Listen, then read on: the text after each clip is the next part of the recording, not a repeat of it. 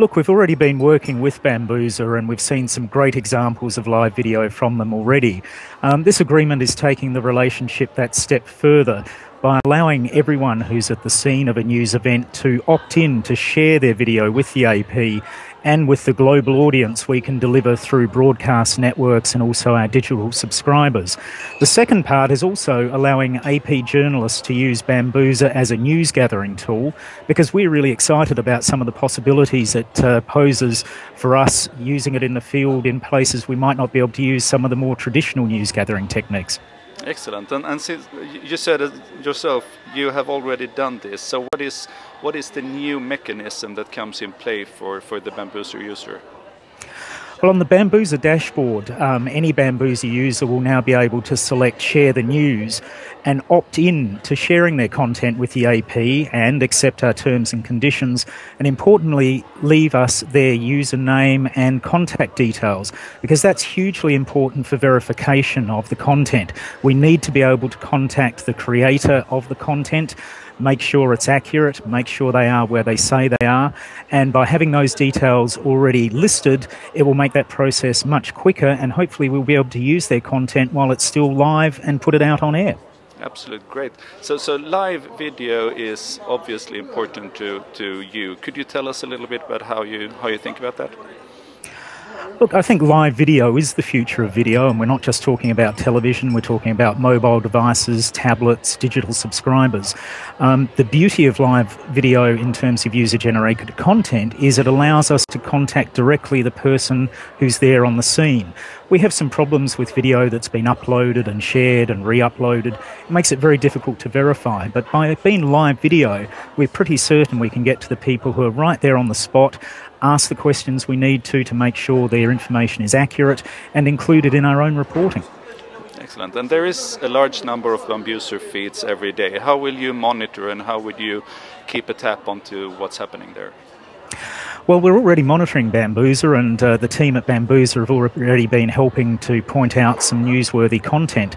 By people selecting Share the News, we hope that they are pointing us in the direction of newsworthy content, and we'll be using some of Bambuser's premium tools to help us monitor, sift and contact those people who are posting to make sure that it is material that's worth sharing with our 700 broadcast subscribers around the world.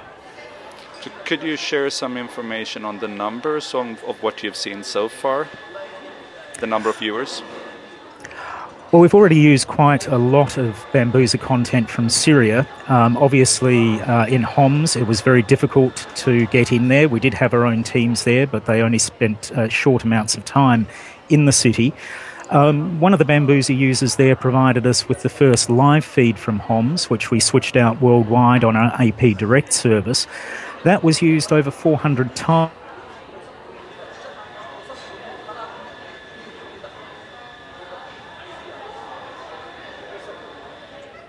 around the world.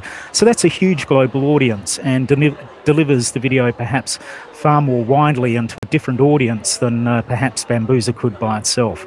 So this is a cooperation between citizen journalism and the traditional newsroom. Do you see that happen in other areas as well besides live video?